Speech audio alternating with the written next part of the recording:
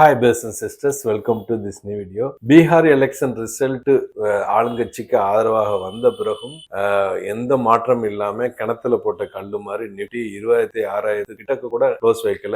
வியாழக்கிழமை வெள்ளிக்கிழமை 20,000 கீழே தான் க்ளோஸ் வச்சுது.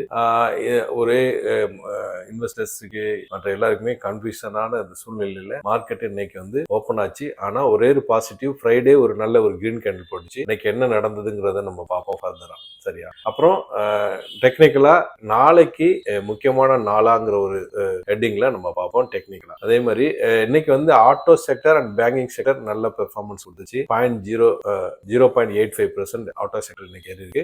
அதே மாதிரி பேங்க் வந்து புதிய லைஃப் டைம் ஹை கிரியேட் பண்ணிருக்கு. 59,001 59,000ங்கிற ஒரு புதிய மைல் ஸ்டோன் இன்னைக்கு வந்து பேங்கிங் செக்டர்ல உருவாயிருக்கு. HDFC 3/4% இன்னைக்கு அப்பா இருக்கு. ICICI 1/2% அப்பா இருக்கு. ரெண்டும் ஹெவி வெயிட்ஸ்ங்கிறது நம்ம தெரிஞ்சுக்கணும். அதே மாதிரி நாளைக்கு வந்து எக்ஸ்பைரி டே. இந்த சூழ்நிலையில நாளைக்கு வாலட்டைல் அதிகமாக தான் இருக்கும்.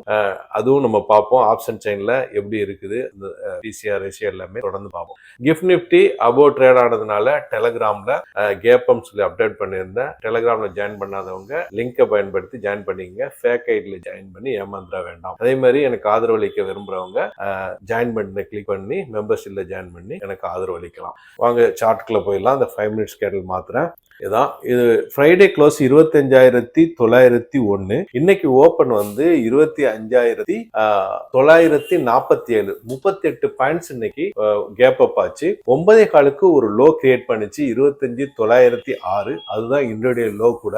அதுல இருந்து 12 மணி வரை பாத்தீங்கன்னா 25,900 to 25,970 70 பாயிண்ட்ஸ் உள்ளேயே சுத்திக்கிட்டே இருந்தது. இந்த 70 பாயிண்ட்ஸ் சுத்திட்டு இருந்தது. 11:30 மணிக்கு ஒரு லோ 25,915. அதுல இருந்து மேல ஆரம்பிச்சது 3:30 மணி வரைக்கும் ஒரு 100 பாயிண்ட்ஸ் அப்பாச்சு 26,014 க்ளோஸ் வச்சிருக்குது. இது வந்து ஒரு பாசிட்டிவ் தான். ஏன்னு சொன்னா 26,000க்கு மேல க்ளோஸ் வச்சது. இந்த சார்ட்டை பாருங்க. நம்ம வந்து இது கூட கொஞ்சம் பெருசு பண்ணிக்கலாம். டே கேண்டலுக்கு மாத்திட்டு, அதாவது 26,000க்கு மேல க்ளோஸ் வச்சது இந்த அதாவது செப்டம்பர் 2024ல 3 நாட்கள் 25, 26, 27 3 நாள் மட்டும்தான் 26,000க்கு மேல க்ளோஸ் வச்சுச்சு. அதுக்கப்புறமா இந்த இடம் அதாவது 29 அக்டோபர் 2025 26,000க்கு மேல க்ளோஸ் வச்சிருக்கு. எந்த நாளும் 26,000க்கு மேல க்ளோஸ் வைக்கவில்லை. மொத்தமே 5 டேஸ் தான் க்ளோஸ் வச்சிருக்கு. இந்த ஒரு வருஷத்தும் 2 மாசத்துலயும் சரியா கிட்டத்தட்ட 14 மாசத்துல 5 டைம்ஸ் தான் க்ளோஸ் வச்சிருக்கு. இன்னைக்கு அந்த நாள். சரியா? சரி, இதை வந்து டே கேண்டலுக்கு மாத்திடுறோம் மறுபடியும். எஸ், இந்த பெரிய கேண்டல் தான். இந்த பாருங்க, இந்த பெரிய கேண்டில் தான் ஒரு பாசிட்டிவான கேண்டில். 26,000 ஒரு கேண்டில் மிஸ் ஆகுது. கொஞ்சம் இருங்க, என்னாச்சு? எஸ், ஒரு கேண்டில் மிஸ் ஆகுது. நான் இப்படிதான் ஏதாவது நடந்துரும். நான் இதுல போய் ட்ரேடிங் வியூல எடுறேன். Nifty trading view. என்னடா ஒரு கேண்டில காண தேடிட்டு இருக்கேன். என்னாச்சுன்னு தெரியல. நம்ம இவருக்கு ஃபயர் ஸ்டார்ட்ல தான் நான் ட்ரேடிங், அதுவும் ட்ரேடிங் தான் கொடுப்பாங்க.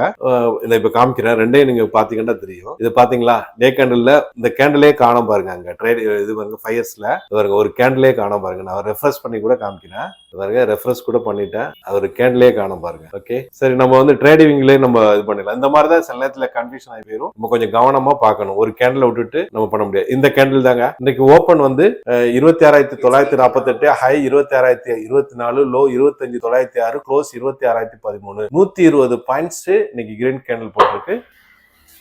103 பாயிண்ட்ஸ் இன்னைக்கு 5% அப்பா இருக்கு. ரைட்டா? இன்னைக்கு சப்போர்ட் வந்து 25,800, resistance 26,277, life time high. Top gainer Hero motor corporation. 4.5% up. Tata consumer 1.5% up. Eicher 1.5% up. Top loser Adani enterprises 2% down. UltraTech cement 3% down. Thyrocare 3% down. Asian paints 3% down. Bank Nifty ஒரு இது மிஸ் ஆகுது. இந்த கேண்டில் மிஸ் ஆகுது பாருங்க. இதுல ஃபயர்ஸ்ல அதுவும் நம்ம இதுல பாத்துடலாம். ட்ரேடிங்லயே பாத்துடலாம். பேங்க் நிஃப்டி ட்ரேடிங் வியூ எனக்கு என்னாச்சுன்னு தெரியல. இது 5 years வந்து ஒரு கேண்டில் மிஸ். இந்த கேண்டில் தாங்க 58,962. இதே இங்க காமிக்கிற பாருங்க, ஒரு கேண்டில் மிஸ் ஆகுது பாருங்க 5 years. இங்க வந்து அந்த கேண்டில் பாருங்க தனியா நிக்குது பாருங்க. இன்னைக்கு வந்து எல்லா பேங்க்ஸுமே கிரீன்ல போயிருக்கு. சப்போர்ட் 58,500, ரெசிஸ்டன்ஸ் வந்து லைஃப் டைம் ஹைனா 59,001, புதிய மைல்கல் உருவாயிருக்கு. Life time high 59,001. சரியா? கோல்டு அதே மாதிரியே இன்னைக்கு வந்து கோல்டு வந்து 4,250 உடைக்க முடியாம, இந்த இடம் பாருங்க, உடைக்க முடியாம கீழே மறுபடியும் தள்ளப்பட்டிருக்கு. ஏற்கனவே சப்போர்ட் எடுத்தா மேல போயிடுச்சு. 4,050 சப்போர்ட் எடுத்து போச்சு, உடைச்சிட்டு இப்போ 4,250 மேல உடைக்க முடியாம கீழே வந்துருச்சு. இப்ப மறுபடியும் அந்த இடத்துல நிக்குது. கீழே உடைச்சிட்டு வருமா இல்ல இந்த இடத்துல சப்போர்ட் எடுக்குமான்னு வரும் நாட்கள் தான் பார்க்கணும். ஏன்னா ஏற்கனவே 4,381 தான் லைஃப் டைம் ஹை.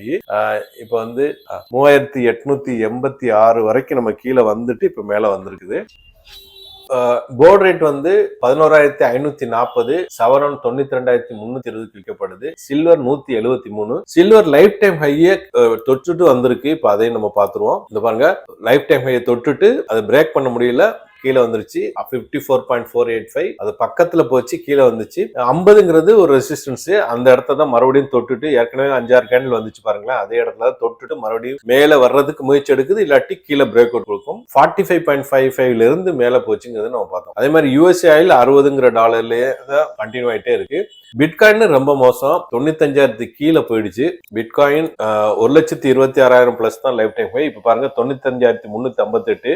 92,000 ஒரு சப்போர்ட் இருக்கு. இப்ப கொஞ்சம் சுருக்கி காமிக்கிற அப்ப தெரியும். இந்த இடம் வந்து 92,000 முன்னாடியே அதிக தடவை சப்போர்ட் எடுத்தது பிட்காயின். அந்த இடத்துல தான் இப்ப நிக்குது. கிட்டத்தட்ட 35% அதனுடைய லைஃப் டைம் ஹைல இருந்து கீழே வந்திருக்குதை நம்ம பார்க்கலாம். சரி, குளோபல் மார்க்கெட்டை பொறுத்தவரை ஒரு மிக்ஸ்டு தான். Dow Jones flat, S&P 500 flat, Nasdaq flat, Europe market இங்கிலாந்து FTSE flat, CSE Italy 0.5% down, DX Germany 0.5% down, Asian market Japan Nikkei 0.5% down, Singapore Strait Times flat, Hong Kong Hang Seng 0.5% down, Taiwan weightage 0.5% up, Korea Kospi 2% up, SCT composite 0.5% up, Jakarta Indonesia 0.5% up, Shanghai China 0.5% down.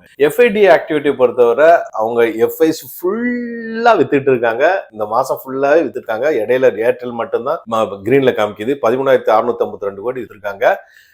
டிஐஸ் வந்து full and full வாங்கிட்டு இருக்காங்க. அதுவும் 3 மடங்கு 41,352 கோடி வாங்கியிருக்காங்க. இப்ப FID activity வந்திருக்கு, அந்த அன்னைக்கு வந்து பார்த்தலாம். 17th வந்துருச்சு. இன்னைக்கு வந்து FIs வந்து 4,968 கோடிக்கு வித்திருக்காங்க. வாங்கினது 8,461. இது வந்து FIDI activity NSE MCX capital market செக்மெண்ட்ல.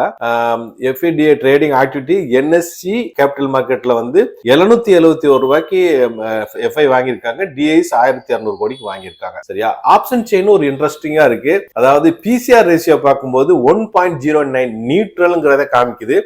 26,000 to 25,500 கீழ் சைடு 1 லட்சம் 2 லட்சம் எப்படி ஃபுல்லா ஓபன் இன்ட்ரெஸ்ட் இருக்கு. மேல் சைடு 26,000 to 26,500 ஓபன் இன்ட்ரெஸ்ட் அதிகமா இருக்கு.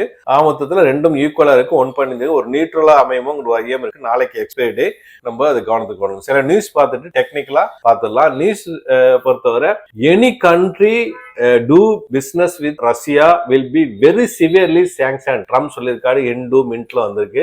அது ஒரு ஆர்டிகிள் கூட போட்டிருக்கு. 500% வரைக்கும் நான் போடுவேன் அப்படின்னு சொல்லிட்டு மறுபடியும் ட்ரம்ப் ஆட்டத்தை ஆரம்பிச்சுட்டாருன்னு நம்ம நினைச்சுக்கலாம், இது பண்ணிக்கலாம். அப்புறம் வந்து சில ட்ரான்ஸ் வந்து யூரோப்பியன் ஏர்போர்ட்டுக்கு மேல பறந்ததாக, இது வந்து ரஷ்யாவோட வேலையாக தான் இருக்குன்னு சொல்லி யூரோப்ஸ் வந்து சந்தேகிக்கிறதாக NDTVல வந்திருக்கு. அப்புறம் Ukraine to get 100 Rafales fight from France சொல்லி W1ல வந்திருக்கு.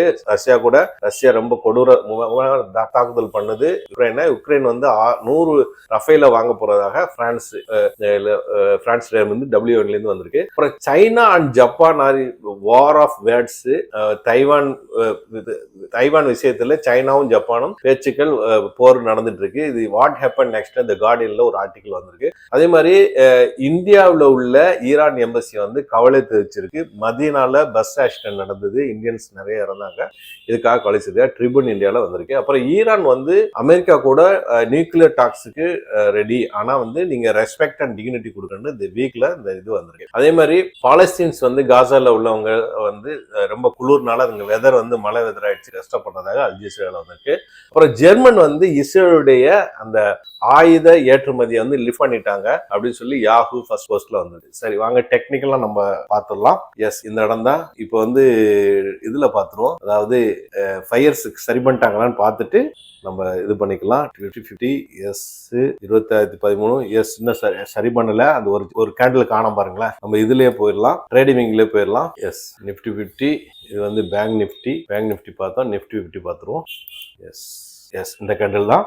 இது கொஞ்சம் பெருசு பண்ணிடுவோம். ஓகே, இப்போ நம்ம ஒரு 5-6 விஷயத்தை பார்த்துருவோம். நம்பர் 1 வந்து இப்போ வந்து ட்ரிபிள் டாப் கொஞ்சம் பெருசு பண்ணிட்டா தெரிய வரும். இது ட்ரிபிள் டாப், அதாவது 23 அக்டோபர் 2005 ஒரு டாப்பு, ரவுண்ட் பண்ணா தெரியும். இங்க ஒரு டாப்பு, இங்க ஒரு டாப், இங்க ஒரு டாப், அகைன் ட்ரிபிள் டாப்புக்கு வந்திருக்கு. சோ மார்க்கெட் இங்க ரெசிஸ்டன்ஸ் ஓவரா இருக்கு, கீழே தள்ளப்படலாம். இது நெகட்டிவ் நம்பர் 1. அப்புறம் டபுள் டாப். என்ன டபுள் டாப்? நம்ம ஏற்கனவே நம்ம இந்த இடத்துல லைஃப் டைம் ஹை, அதே மாதிரியே இந்த இடம் நமக்கு இந்த இடம் லைஃப் டைமுக்கு பக்கத்துல உள்ள இது மொத்தமாவே ஒரு ஸ்விங், வீக்ல மந்த்ல பார்த்தீங்கன்னா ஒரு ஸ்விங்கா தெரியும். இது டபுள் டாப்பா கன்சிடர் பண்ணி மார்க்கெட் கீழே வரலாம்.